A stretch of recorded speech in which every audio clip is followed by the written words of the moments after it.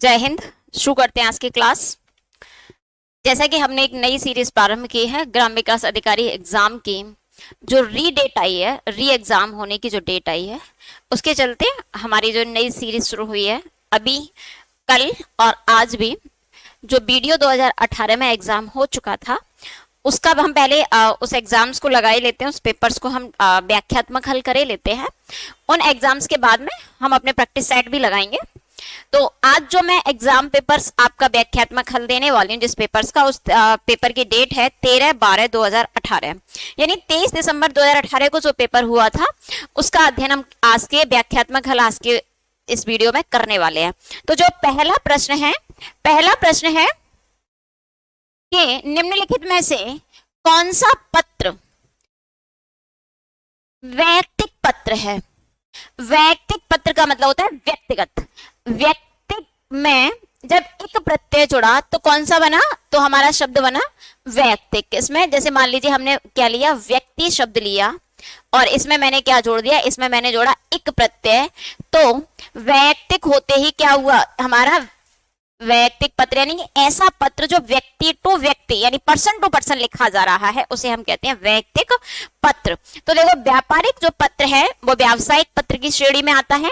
प्रार्थना पत्र वैयक्तिक पत्र नहीं होता, क्योंकि प्रार्थना पत्र हम स्कूल कॉलेज या किसी अधिकारी को दे रहे होते हैं, और संपादक के लिए पत्र जब हमें न्यूज़पेपर्स के जो हमारे एडिटर्स है, संपादक के, जब उनके लिए हम पत्र लिख रहे होते हैं तो वह हमारा संपादक के लिए पत्र के नाम में जाता है। तो वैयक्तिक पत्र हम किसे कहते हैं, वैयक्तिक पत्र कहते हैं मित्र के लिए। जब हम अपने मित्र को, अपने मम्मी पापा, अपने किसी रिश्तेदार को लिख रहे होते हैं तो वो क्या कहलाता है, वो हमारा वैयक्तिक पत्र कहलाता है। तो हमारा सही आंसर क्या होगा, ऑप्शन सी। व्यापारिक पत्र, प्रार्थना पत्र, संपादक पत्र ये हमारे वैयक्तिक पत्रों के अंतर्गत नहीं आते। चलिए अगले क्वेश्चन पर बढ़ते हैं। अगला क्वेश्चन है, निम्नलिखित में से कौन सी पत्र की विशेषता नहीं है, यानी जो पत्र लिखे जा रहे हैं उनकी कौन सी विशेषता नहीं मानी जाएगी। कौन, और चार ऑप्शन आपकी स्क्रीन पर हैं, और ऑप्शन क्या क्या है, संक्षिप्तता, प्रेषक, क्रमबद्धता और विनयशीलता। तो देखिए बच्चे, जब हम पत्र लिख रहे होते हैं तो ऐसा नहीं है कि हमें पत्र को 6, 7, 8, 10 पेजों का लिखना है, तो ये तो हमारी विशेषता हो ही जाएगी। क्या, संक्षिप्तता। पत्र में हम क्या करते हैं, जैसे आजकल हमारे एसएमएस चल रहे हैं ना, तो एसएमएस का भी मतलब क्या है, शॉर्ट टाइम में मैसेज करना। कुछ लोग तो एसएमएस में ही पूरा पत्र लिख देते हैं, तो ये विशेषता हमारी होगी, बिल्कुल संक्षिप्तता होनी चाहिए। क्रमबद्धता भी होनी चाहिए। ऐसा ना हो कि हम जो बात कह रहे हैं, एक बात हमने कह दी, एक वाक्य लिख दिया, फिर हमने दूसरी बात का वाक्य ले लिया और फिर बीच में 3-4 बातें और आ गई और बाद में हमने अगला वाक्य जो 7वां 8वां वाक्य लिखा वो पहली वाली बात का था। तो क्रमबद्धता होना भी जरूरी है और विनयशीलता भी होनी चाहिए। भले ही हम पत्र मित्र को ही लिख रहे हैं, लेकिन उसमें विनयता का भाव तो आना ही चाहिए। लेकिन प्रेषक नहीं होती। प्रेषक प्रार्थना पत्र में लिखा जाता है, या फिर प्रेषक आपका जैसे हम अलग चीजों होते नोटेशंस वगैरह उसमें लिखा जाता है, लेकिन ये किसकी, ये पत्र की विशेषता के अंतर्गत नहीं आता। तो इस आपका आंसर क्या होगा, प्रेषक। तो चलिए अगले क्वेश्चन पर हम आगे बढ़ते हैं। अगला क्वेश्चन है हमारा क्वेश्चन नंबर 3। निम्नलिखित में से कौन सा मूल स्वर नहीं है। ऑप्शन आपके सामने है। ऑप्शन कितने दिए गए हैं, ऑप्शन 4 ऑप्शन दिए गए हैं, आ, ई, उ और ओ।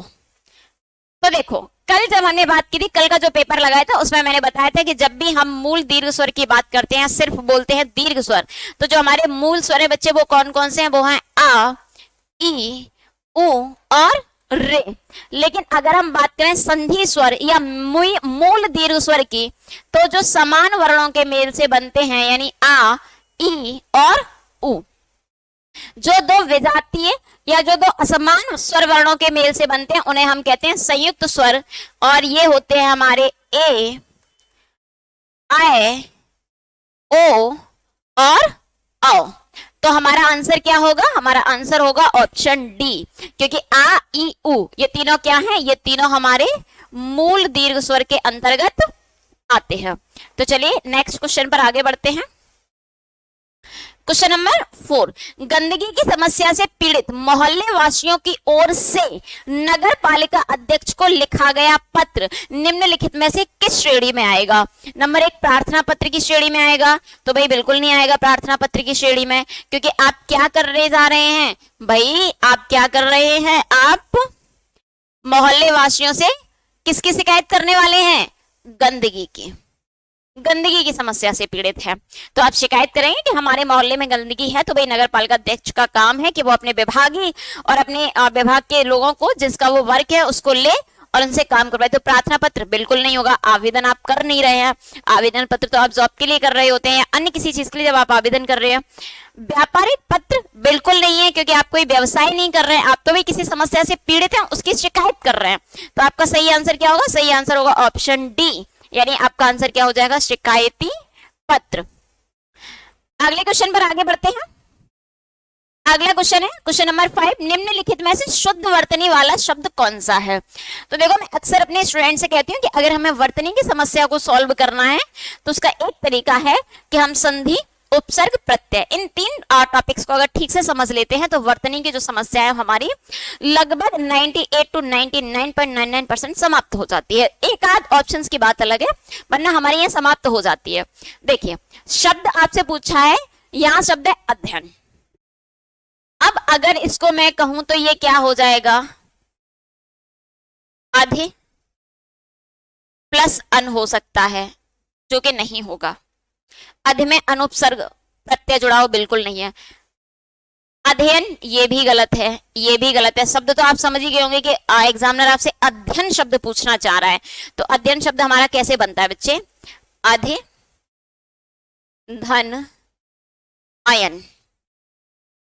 यहां पर यड़ संधि है, आप ब्रेक करके देख लीजिए, आधा धा निकलेगा, ई निकलेगी। यड़ संधि का नियम ये कहता है कि जो ई या बड़ी ई है वो या में बदलेगी और जैसी वो आधे या में परिवर्तित होगी तो जो शब्द जहां पर है आप उसे ऐड कर दीजिए, आधा धा, और यहां से आपको क्या मिला? अयन, क्योंकि यड़ संधि में बाद वाली वर्ड नहीं बदलते हैं और जब वो नहीं बदल रहे होंगे तो ये वाला आ इसको अपनी मात्रा देगा और शुद्ध शब्द क्या बन जाएगा? शुद्ध शब्द बन जाएगा अध्ययन। तो अब आपको आपका आंसर मिल गया होगा कि निम्न में से शुद्ध शब्द कौन सा है। तो निम्न में से शुद्ध शब्द कौन सा? ऑप्शन सी, अध्ययन। चलिए अगले क्वेश्चन पर आगे बढ़ते हैं।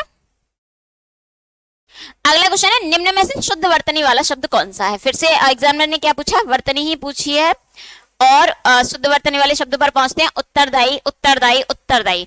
तो भाई उत्तर, देखो, उत प्लस तर प्लस दा और ई क्या हो जाएगा? उत्तरदायी। और आप चाहें तो इसको सीधे सीधे आप उत्तरदायी भी लिख सकते हैं। उत्तरदायी शुद्ध शब्द क्या है? ये। बाकी तीनों ऑप्शंस गलत है। अगले क्वेश्चन की ओर बढ़ते हैं। Question number 7। क्वेश्चन नंबर 7 क्या कहते हैं? संधियां 3 प्रकार की होती हैं और वो ये पूछना चाह रहे हैं कि भाई 3 प्रकार की तो होती है, तो अब ये बता दो कि जो ऑप्शन में मैंने ऑप्शन दिए एग्जामिनर ने उनमें से कौन सा ऐसा वर्ड है जिसमें संधि, जो संधि का भेद नहीं है। तो वो कौन सा वर्ड है? देखो, स्वर संधि होती है। भाई स्वर संधि कहाँ होती है?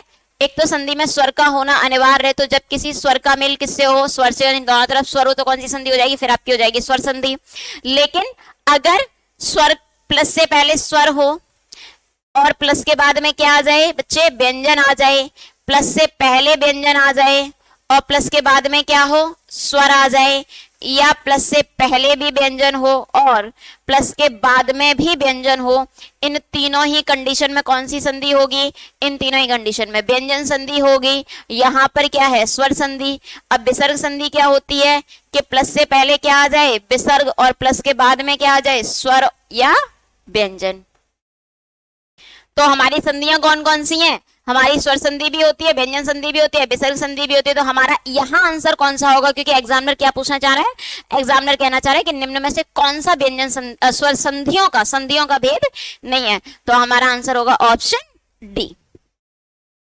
तो चलिए आगे बढ़ते हैं नेक्स्ट क्वेश्चन पर। नेक्स्ट क्वेश्चन है, निम्न में से कौन सा शब्द, कौन सा व्यंजन संधि का उदाहरण नहीं है? तो चलिए हम फटाफट से 4 ऑप्शंस की संधि कर लेते हैं और हमें तुरंत पता चल जाएगा, क्योंकि अभी हमने देख ही लिया कि व्यंजन संधि कहाँ होती है? जहां प्लस से पहले या प्लस के बाद में कहीं भी अगर किसी भी व्यंजन वर्ण का प्रयोग हो रहा है तो वहां कौन सी संधि होगी? वहां होगी व्यंजन संधि। तो पहला शब्द है जगदम्बा, तो इसका विच्छेद क्या हो जाएगा? इसका विच्छेद होगा जगत प्लस अम्बा।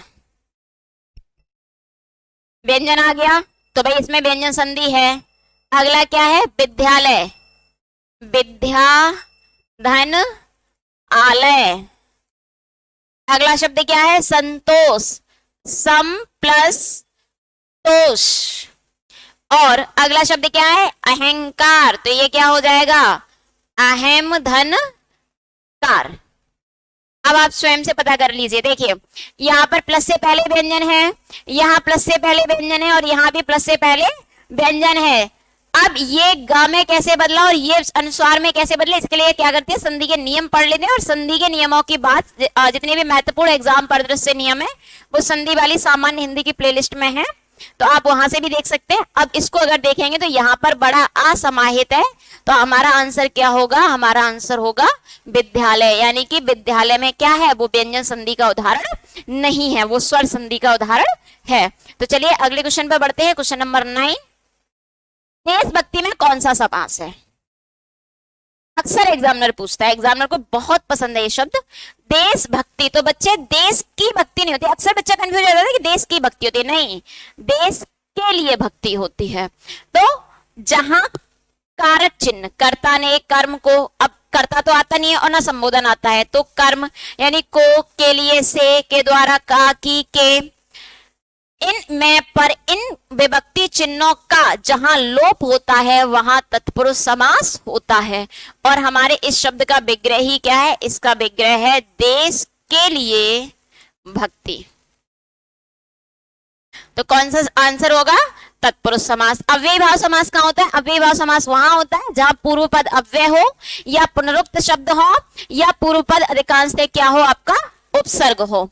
बहुब्रीहि समास कहां होता है? जहां पूर्व पद और उत्तर पद दोनों में से किसी की प्रधानता नहीं होती बल्कि तीसरे पद की प्रधानता होती है। और द्वंद्व समास में क्या होता है कि दोनों पद की प्रधानता होती है। तो चलिए अगले क्वेश्चन पर बढ़ते हैं। क्वेश्चन नंबर 10, पंचवटी में कौन सा समास है? तो पंचवटी का अर्थ है 5 बट वृक्षों का समूह। तो 5 बट वृक्षों यानी पूर्व पद कैसा है? संख्यावाची। तो पूर्व पद संख्यावाची किसमें होता है? द्विग समास में। बहुब्रीहि द्वंद्व तत्पुरुष मैंने जस्ट अभी बताया कहां कहां होते हैं।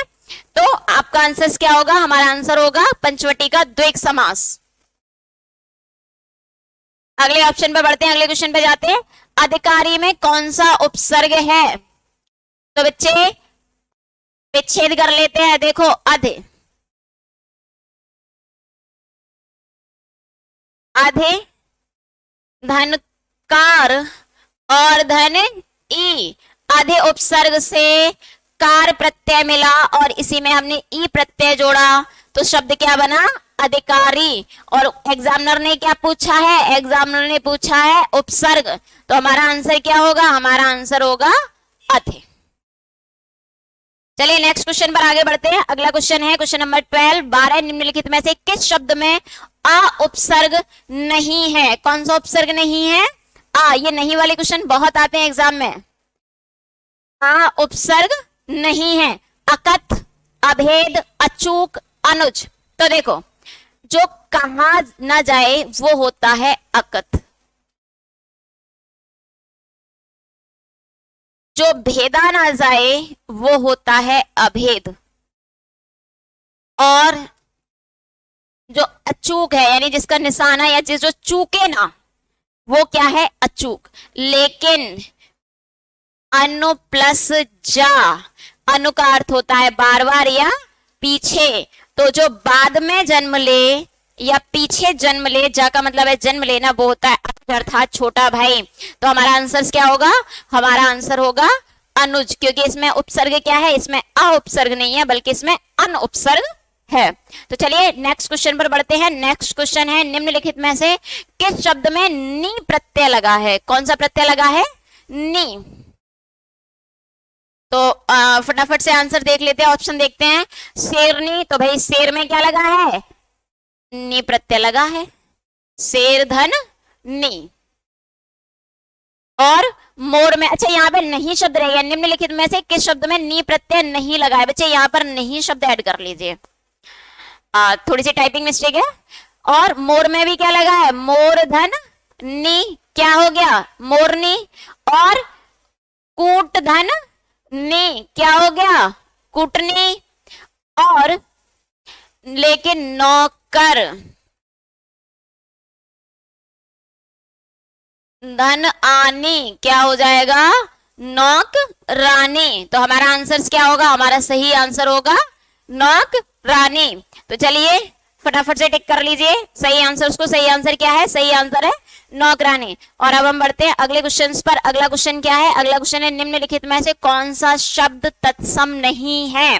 देखो मैंने आपको बताया था कि सामान्यतः तत्सम तद्भव पहचानने की जो ट्रिक है वो ट्रिक क्या है कि हम अगर किसी भी वर्ड में, लेकिन ये ट्रिक्स हमारी कितने काम करेगी, लगभग 90% हम कह सकते हैं काम करेगी, 90-95% तक, और बहुत जोर जबरदस्ती करें तो 98% तक।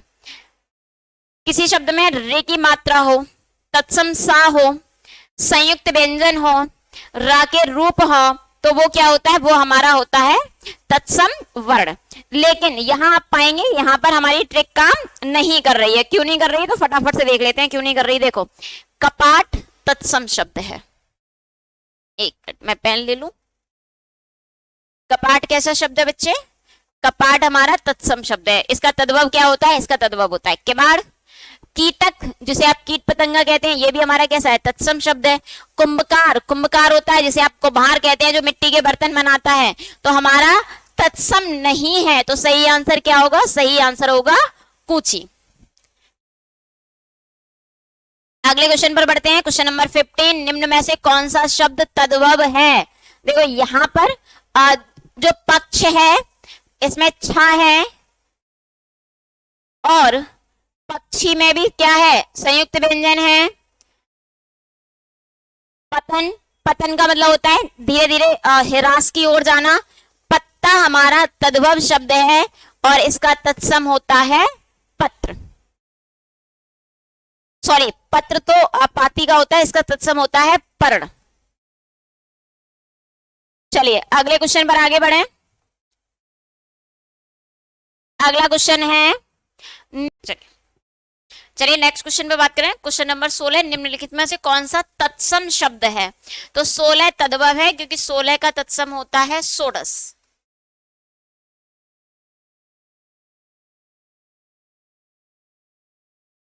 और सोता का तत्सम होता है श्रोत, और सोना का तत्सम है स्वर्ण।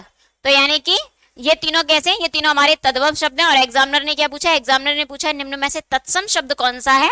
तो तत्सम शब्द कौन सा है, शोभन। यानी हमारा आंसर क्या होगा, हमारा आंसर होगा बी। तो चलिए अगले क्वेश्चन पर बढ़ते हैं हम।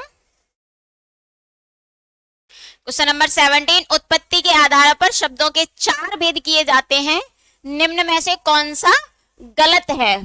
तो उत्पत्ति के आधार पर शब्द के 4 भेद होते हैं, तत्सम, तद्भव, देशज, विदेशज, और बस ये 4 मूल होते हैं। बाकी गौड़ भेद होते हैं आपके संकर शब्द, अर्थ तत्सम और ध्वन्यात्मक। तो अगर सिंपली पूछा जाए तो कितने भेद माने जाते हैं, 4। कौन कौन से, तत्सम, तद्भव और विदेशज, या विदेशी शब्द। जो यौगिक शब्द हैं ये रचना या बनावट के आधार पर जो शब्द के भेद होते हैं, रूढ़ शब्द, यौगिक शब्द और योग रूढ़ शब्द, उसका है। तो हमारा आंसर क्या होगा, सी, क्योंकि इसने क्या पूछा है, कौन सा गलत है। तो ये 3 सही है। तो चलिए नेक्स्ट आगे बढ़ते हैं अगले क्वेश्चन पर। क्वेश्चन नंबर 18, निम्नलिखित में से कौन सा द्रव्यवाचक संज्ञा नहीं है। सॉरी, द्रव्यवाचक संज्ञा है खटाई, मिठाई और दूध और ठंड। तो बच्चे जो चीजें नाप तौल करके मिलती हैं वो क्या होती हैं, वो द्रव्यवाचक संज्ञा होती हैं। अब आप ये मत कहना खटाई और मिठाई भी है। खटाई और मिठाई हम टेस्ट करके पता करते हैं कि वो खट्टा है या मीठा है। तो हमारा सही आंसर क्या होगा, हमारा सही आंसर होगा दूध, क्योंकि दूध हमें कैसे मिलता है, दूध हमें मिलता है लीटर में। जो भी चीज हमें मार्केट से लीटर, मीटर या किलोग्राम में मिलती हैं वो सब हमारी द्रव्यवाचक संज्ञा के अंतर्गत आती हैं। नेक्स्ट क्वेश्चन है हमारा, और क्वेश्चन क्या कह रहा है कि निम्नलिखित में से कौन सा समूहवाचक संज्ञा नहीं है। तो देखो सभा, सभा एक व्यक्ति से नहीं होगी, सभा एक से अधिक व्यक्ति होंगे, यानी वहां पर समूह होगा। कक्षा भी एक स्टूडेंट से नहीं होती, वहां भी बहुत सारे स्टूडेंट होते हैं, वो भी समूह है।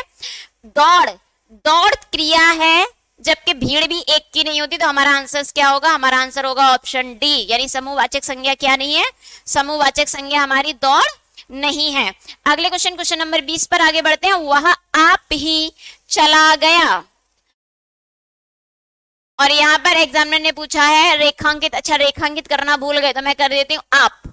वह आप ही चला गया मैं कौन सा सर्वनाम का कौन सा उदाहरण। तो बच्चे सर्वनाम के मुख्य 4 भेद होते हैं, पुरुषवाचक, निश्चयवाचक, अनिश्चयवाचक, प्रश्नवाचक, संबंधवाचक और निजवाचक। तो निजवाचक सर्वनाम में ही आता है आप, स्वयं, खुद। तो वह आप ही चला गया, तो इसमें आप क्या है, वह अपने आप अपना काम करके चला गया। तो हमारा आंसर क्या होगा, हमारा आंसर होगा निजवाचक सर्वनाम। संबंध पुरुषवाचक सर्वनाम 3 होते हैं, जहां पर प्रथम पुरुष या उत्तम पुरुष यानी मैं और हम का बोध हो, जहां पर मध्यम पुरुष, जहां तू, तुम, आप, लेकिन वो आप सामने वाले यानी सुनने वाले के लिए होता है, और अन्य पुरुष जहां पे ही, सी, इट जैसे इंग्लिश में कहते हैं, या फिर हम कहते हैं यह, वह, वे और ये। निश्चयवाचक सर्वनाम में क्या होता है, किसी की भी निकटता या दूरी का बोध होता है। और संबंधवाचक सर्वनाम में क्या होता है, संबंधवाचक सर्वनाम में जब एक सर्वनाम शब्द का दूसरे सर्वनाम से, या हम ये भी कह सकते हैं कि जब जो भी करता है उसका संबंध किसी से बताया जाए, किसी वस्तु विशेष से, व्यक्ति विशेष से, घटना से, तब वहां पर क्या होता है, संबंधवाचक सर्वनाम होता है। अगले क्वेश्चन पे बढ़ते हैं। क्वेश्चन नंबर 21, गिलास में थोड़ा दूध है और आपसे पूछा है कि रेखांकित यानी कि थोड़ा, थोड़ा शब्द में विशेषण के किस विशेषण के अंतर्गत आता है। तो विशेषण के कुछ भाषा विज्ञानियों ने 4 और कुछ ने 5 भेद माने हैं, गुणवाचक, संख्यावाचक, परिमाणवाचक, सार्वनामिक, और जो 5वां मानते हैं वो मानते हैं प्रश्नवाचक। हालांकि कुछ भाषा विज्ञानी ये कहते हैं कि प्रश्नवाचक सार्वनामिक विशेषण का ही एक अंग हो सकता है। परिमाणवाचक चीज में नापतोल वाली चीजें आती हैं, तो थोड़ा क्या है, नापतोल है, तो हमारा आंसर क्या हो जाएगा, परिमाणवाचक विशेषण। संख्यावाचक विशेषण में हमें किसी व्यक्ति या वस्तु की संख्या का बोध होता है, फिर चाहे वो बोध क्रम में हो, आवृत्ति में हो, बीपसा में हो, आपका समूहवाचक में हो या संग्रह में हो, लेकिन संख्या का बोध हो तो वो संख्यावाचक होता है। और संकेतवाचक और गुणवाचक, गुणवाचक जो है वो आपका अलग विशेषण, और संकेतवाचक आपका सार्वनामिक विशेषण के अंतर्गत ही आ जाता है, उसी का एक उपभेद है। क्वेश्चन नंबर 22 की ओर बढ़ते हैं। क्रिया के मूल रूप को क्या कहते हैं। तो देखिए क्रिया का जो मूल रूप होता है ना, यानी कि धातु में प्रत्यय जुड़ने से क्रिया बनती है, तो क्रिया का जो मूल रूप है वो है धातु। और पद क्या होता है, तो बच्चे जब कोई शब्द अगर किसी वाक्य में प्रयोग होता है व्याकरण के नियमों को पूरा करके, तो उसे हम कहते हैं पद। और शब्द वर्णों का सार्थक मेल, जैसे कि मैं एक एग्जांपल से समझाती हूँ। मान लीजिए मैंने 3 वर्ड से लेते हैं, कलम। अगर मैंने इसको अलग अलग लिखा तो कोई, लेकिन अगर मैंने लिख दिया इसी को कलम, तो अब ये एक शब्द बन गया। कलम कहते हैं आपको क्या पता चला, कलम कहते हैं आपको पता चला एक ऐसी वस्तु जिससे हम लिखने का काम करते हैं। लेकिन अगर मैंने कहा यह मेरी कलम है, तो बच्चे ये जो कलम है ना, ये सबसे पहले क्या हुई, ये सबसे पहले आपकी कर्म बन गई। शब्द तो है लेकिन शब्द के साथ साथ ये क्या है, ये कर्म के रूप में जानी जाएगी, ना कि शब्द के रूप में।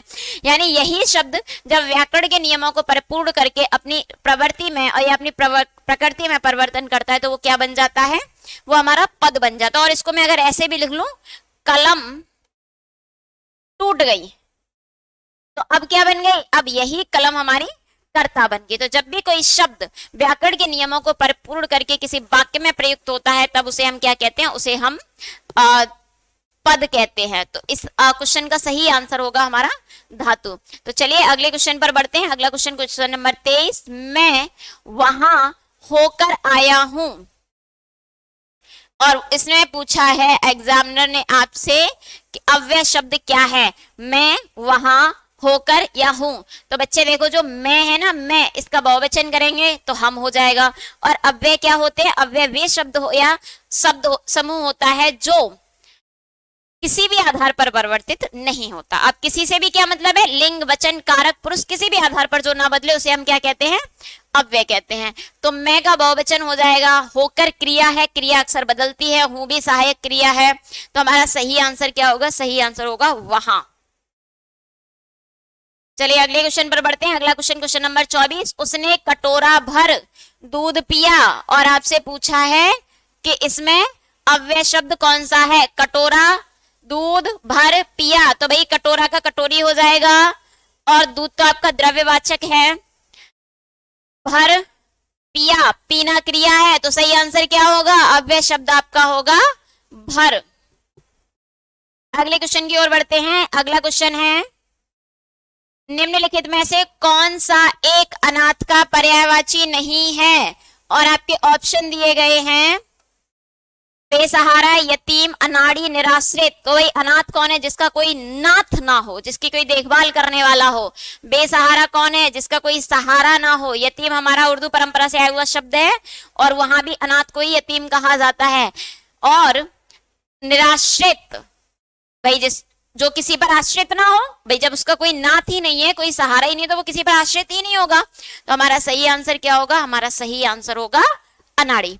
अगले क्वेश्चन पर बढ़ते हैं। अगला क्वेश्चन, क्वेश्चन नंबर 26, और इसमें निम्नलिखित में से विचित्र का पर्यायवाची होगा। तो विचित्र का पर्यायवाची क्या होगा, देखते हैं। विरुद्ध, प्रतिकूल, विलक्षण, विपरीत। तो विरुद्ध आता है आपका विलोम के सेंस में, वो नहीं होगा। प्रतिकूल भी आपका विलोम के सेंस में जाता है, और विपरीत भी विलोम के सेंस में है, लेकिन यहां पूछा है विचित्र का पर्यायवाची, यानी कि आपका सही आंसर होगा विलक्षण। अगले क्वेश्चन पर बढ़ते हैं। क्वेश्चन नंबर 27 निम्नलिखित में से अमृत का पर्यायवाची होगा। तो अमृत का पर्यायवाची क्या होगा, अमर, मृत्य, विश्व, विलोम। अमृत का पर्यायवाची क्या हो जाएगा, देखो विलोम होगा नहीं, मृत्य होगा नहीं, और विश्व नहीं है। यहाँ पे ये टाइपिंग मिस्टेक है, यहां आप सही कर लीजिए। यहां शुद्ध शब्द होगा विष, और आपका आंसर भी क्या होगा, विष। अगले क्वेश्चन पर बढ़ते हैं। अगला क्वेश्चन है, निम्नलिखित में से निंदा का विलोम होगा। तो निंदा का विलोम क्या होगा, निंदा का मतलब आप जानते हैं, निंदा का मतलब बुराई करना, और स्तुति का मतलब होता है प्रशंसा करना। तो आपका सही आंसर होगा स्तुति। और निंद होता है जो निंदा के योग्य हो, उसे क्या कहते हैं, उसे कहते हैं निंद। अगले क्वेश्चन पर बढ़ते हैं। क्वेश्चन नंबर 28, खाली जगह दी गई है।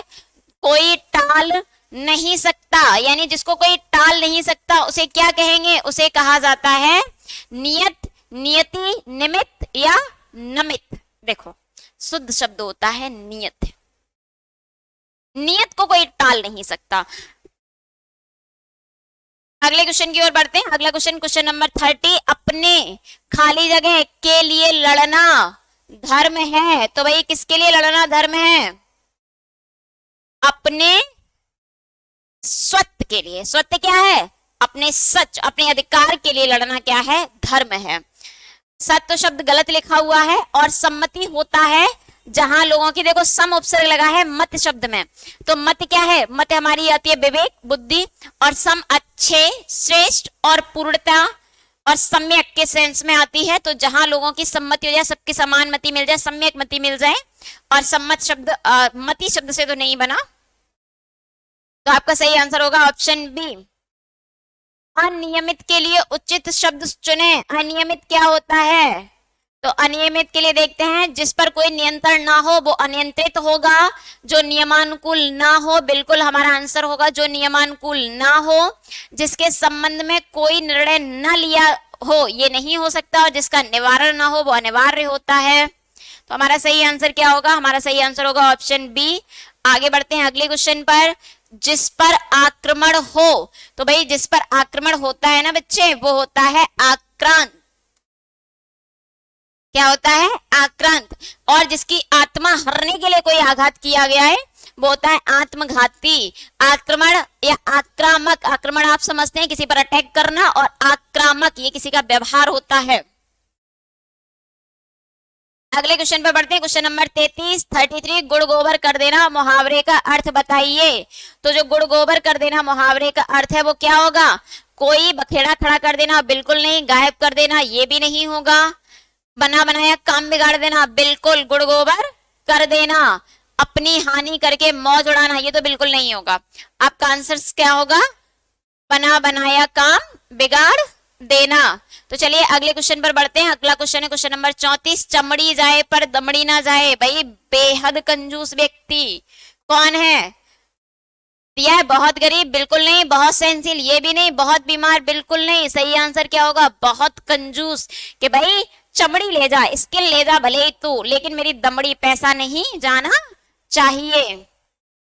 अगले क्वेश्चन पर बढ़ते हैं। अगला क्वेश्चन है हथियार डाल देना। एग्जाम से पहले ही आप मान लें कि मेरा सिलेक्शन नहीं होगा, तो ये क्या है? ये है हथियार डाल देने वाली स्थिति। ऑप्शन है मात्र कल्पना करते रहना ना, मात्र कल्पना करने तो होता है ख्याली पुलाव करा देना। हथियार उठा लेने का मतलब अब आप ठान लेंगे भाई वीडियो का पेपर आने वाला है, तो आपने हथियार उठा लिए, पेपर पेन। और हार मान लेना, हथियार गिरा देना, हथियार डाल देना चाहिए, इसमें रिपीट हो गया है। आपका सही आंसर होगा हार मान लेना। मतलब ये लगभग कंफ्यूज करने के लिए सेम एग्जांपल्स दे दिया है। सॉरी ये नहीं, ये वाला हथियार गिरा देना या हथियार डाल देना, ये सिर्फ कंफ्यूजन के लिए होते हैं।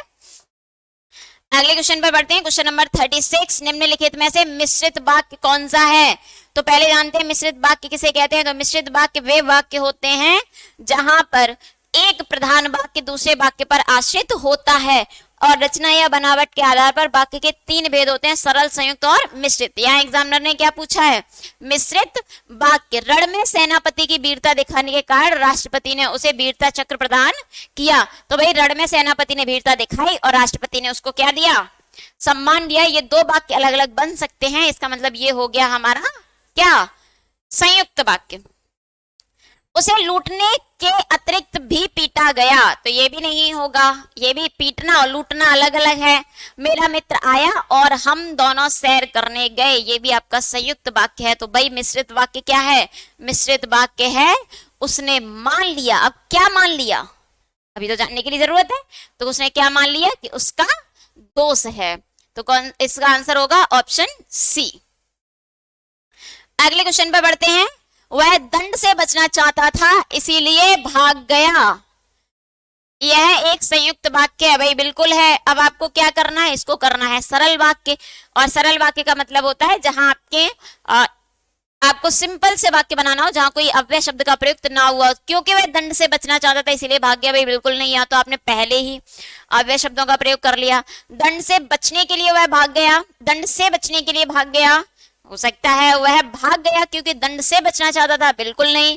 वह भागा क्योंकि उसे दंड नहीं। सही आंसर होगा दंड से बचने के लिए, दंड से बचने के लिए वह भाग गया। तो चलिए अगले क्वेश्चन पर बढ़ते हैं। क्वेश्चन नंबर 38, निम्नलिखित में से कौन सा व्याकरणिक दृष्टि, अच्छा दृष्टि गलत टाइप हो गया है तो फटाफट से दृष्टि को शुद्ध कर लेते हैं। सबसे पहले तो दृष्टि ऐसे होगा क्योंकि इसमें र मिला दिया है, जबकि रे होता है। तो व्याकरणिक दृष्टि से शुद्ध वाक्य वे अनेक विषय के ज्ञाता, भाई अनेक विषय के ज्ञाता नहीं होते बच्चे, अनेक विषय के विशेषज्ञ होते हैं। इस समय 4 बजे हैं भाई, बिल्कुल हो सकता है 4 बज गए हों। सब लोग अपनी राय दें। तो भाई सब लोग हैं तो बिंदी नहीं है। आंसू से मेरा रुमाल भीग गया, तो भाई आंसू से नहीं, एक बूंद थोड़ी ना टपका होगा, आंसुओं से। तो सही आंसर क्या होगा? इस समय 4 बजे हैं। अगले क्वेश्चन पर आगे बढ़ते हैं। अगला क्वेश्चन है निम्नलिखित में से कर्मवाच्य वाला कौन सा वाक्य है? तो बच्चे कर्मवाच्य क्या होता है? कल जब पेपर लगाया था तब भी समझाया था और वाच्य वाली क्लास भी है। तो जहां क्रिया कर्म के अनुसार आ जाए वही क्या है? कर्मवाच्य है। या वाक्य में किसकी प्रधानता हो? कर्म की। ऐसा कहते हैं, भाई बताया ही नहीं कैसा कहते हैं, कर्म तो आपने बताया नहीं, तो यहाँ तो वाक्य बिल्कुल नहीं होगा। तुम लिख नहीं सकते, भाई बात तो तुम्हारी हो रही है, यहाँ कृतवाच्य है। बिल्ली के हाथों चूहा मारा गया, तो भाई मारा कौन गया? चूहा। मुख्य कौन है? चूहा। तो बिल्कुल इसमें कर्मवाच्य, उसे सब कुछ बता दे। इसको छोड़ देते हैं, कुछ नहीं बताते हैं उसको, हम सिर्फ अपने आंसर्स पे लेते हैं, उससे हम क्यों सब कुछ शेयर करें। बिल्ली के हाथों चूहा मारा गया, या हम सिंपल इतना भी कहते हैं कि चूहा मारा गया, तो भी हमारी मेन फोकस क्या था? चूहा। भाई जो मर गया उसके, मारा गया उसको महत्व कम है। तो जहां कर्म का महत्व होता है वही क्या होता है? कर्म वाच्य। अगले क्वेश्चन पर बढ़ते हैं। से और के द्वारा, और आपसे पूछा गया है कि जो से और के द्वारा विभक्ति चिन्ह है ये किस परसर्ग के हैं? ऐसा ये क्वेश्चन कल के सेट में भी था, तो वहां मैं और पर यानी अधिकरण को पूछा गया था। तो भाई से और के द्वारा कल भी बताया था, से जब साधन के रूप में हो या के द्वारा साधन के रूप में हो तो वहां होता है कर्ण। अपादान के हैं मैं और पर, संप्रदान के विभक्ति चिन्ह आते हैं के लिए। और अधिकरण में आता है, अच्छा सॉरी सॉरी सॉरी सॉरी गलती हो गई, अपादान से आएगा से, लेकिन पृथक या अलग होने के अर्थ में, पृथक या अलग होने के अर्थ में।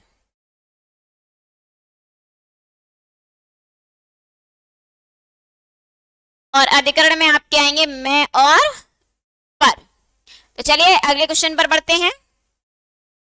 आंसर हो जाएगा करण। अगला क्वेश्चन, क्वेश्चन नंबर 41, वह मुझसे अलग रहता है, रेखांकित शब्द के आधार पर बताइए। क्या बताना है कि यहाँ कौन सा कारक है। तो भाई अलग रहता है, वह मुझसे रूठ गया, मेरा मित्र रूठ गया, तो रूठ के अलग चला गया ना। जब अलग चला गया तो अलग होने के अर्थ में कौन आता है, अपादान। साधन के अर्थ में कौन होता है, करण। और संप्रदान के लिए और अधिकरण में और पर। तो सही आंसर क्या होगा, सही आंसर होगा कि हमारा जो आंसर है वो क्या है, वो है अपादान। तो चलिए अगले क्वेश्चन पर बढ़ते हैं। अगला क्वेश्चन, क्वेश्चन नंबर 42, निम्नलिखित में से कौन सा शब्द स्त्रीलिंग है। भाई सिंपल सा तरीका है, जो शब्द आपको मिल जाए ना फटाफट से कर लो उस शब्द का वाक्य प्रयोग, सिंपल। तो बताओ, देश होती है कि होता है, भाई होता है। नगर होती है कि होता है, होता है। द्वीप होता है, अंडमान निकोबार द्वीप है, हमारा पुल्लिंग है। लेकिन झील कैसी है, तो भाई झील स्त्रीलिंग है। आंख भी स्त्रीलिंग है, इसीलिए कहते हैं झील सी गहरी आंख है। दोनों स्त्रीलिंग स्त्रीलिंग मिल जाते हैं। अगले क्वेश्चन पे बढ़ते हैं कि निम्नलिखित में से कौन सा शब्द दोनों वचनों में समान रहता है। देख लेते हैं भाई कौन सा शब्द दोनों वचनों में समान है। तो ऑप्शंस क्या क्या है, ऑप्शन है कथा। तो भाई कथा स्त्रीलिंग शब्द है, आकारांत है, तो कथा का हो जाएगा बहुवचन कथाएं।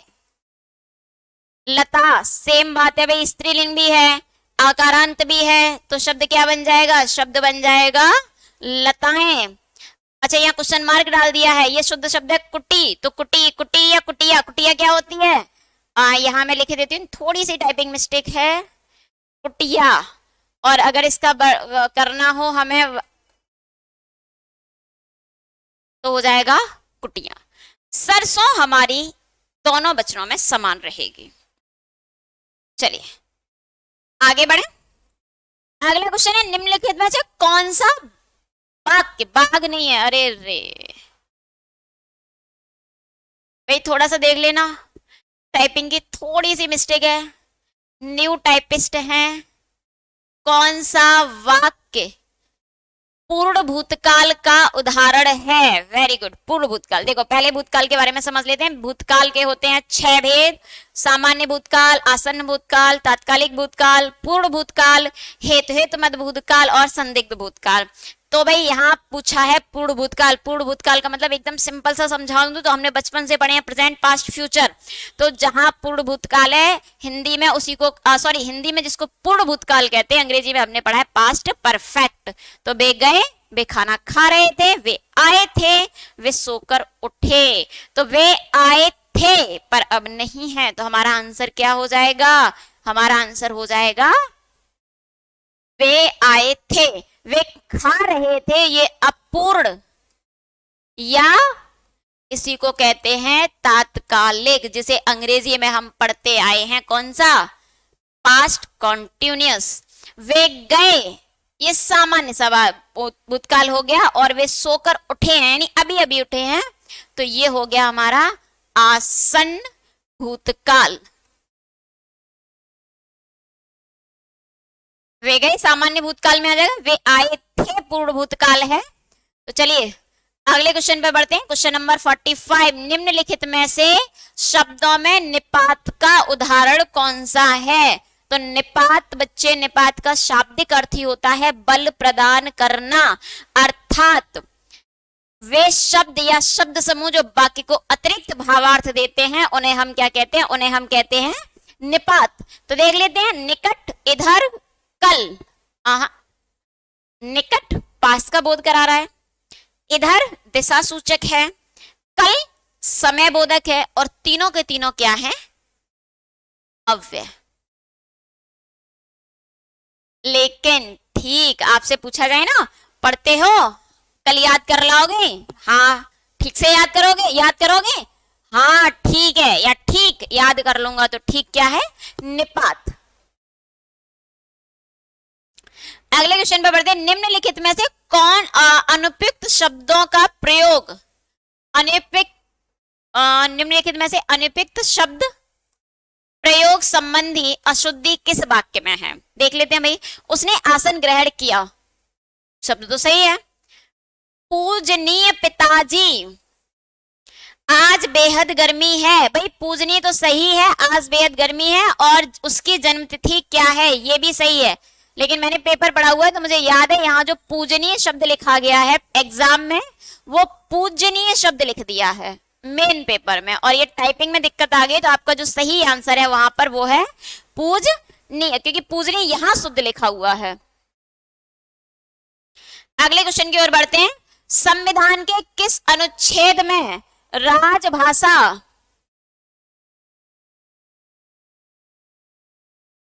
घोषित की गई है? तो भाई देखो 353 में कोई भाषा संबंधी अनुच्छेद है नहीं, पहले आप समझ लो। 120, 210 और 343 से लेकर के 351 तक इतने अनुच्छेद भाषा संबंधी हैं, स्पष्ट। तो ये तो भाषा से संबंधी है नहीं, बिल्कुल ही हट गया। 351 कहता है कि संघ, कौन संघ क्या करेगा, हिंदी का प्रचार प्रसार। 343 तो ये तो है ही है। 343 में क्या कहा गया है, 343 में कहा गया है कि जो देश की राजभाषा है वो हिंदी, लिपि देवनागरी और अंक प्रणाली, अंक प्रणाली हमारी कैसी होगी, अंक प्रणाली होगी हमारी अंतरराष्ट्रीय। तो चलिए अगले में बढ़ते हैं। अगला क्वेश्चन है, निम्नलिखित में से उत्तर प्रदेश की बोली है। तो भाई उत्तर प्रदेश में बताओ कौन कौन सी बोली बोली जाती हैं? तो उत्तर प्रदेश में आपकी Bangru, हंडौती, Bundeli, Kannauji.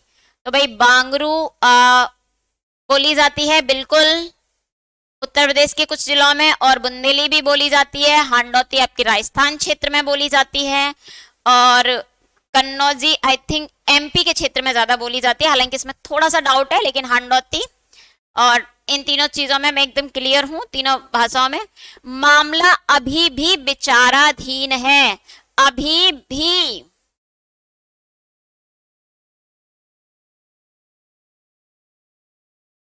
The matter is, अभी भी शब्द है, द मैटर इज कंसिडरेंस है, आपका हो जाएगा the matter is still under, यानी शब्द क्या है, अभी भी। The matter is still under consideration, यानी अभी भी मामला कैसा है, विचार में है। तो सही आंसर क्या हो जाएगा, अभी भी शब्द का प्रयोग है इसीलिए स्टिल होगा। अगर सिंपल होता कि मामला विचाराधीन है यानी विचार के अधीन है तो होता द मैटर इज अंडर कंसिडरेंस, लेकिन स्टिल है, अभी तक है। तो सही आंसर हमारा होगा ऑप्शन सी।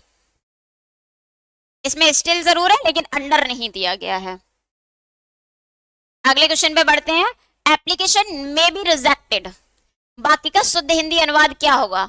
तो आवेदन अस्वीकृत किया जाए, यानी ऑप्शन ए, ऑप्शन ए हमारा आंसर सही होगा।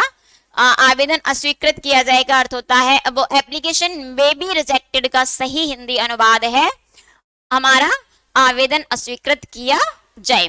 तो आज की इस क्लास में इतना ही, धन्यवाद।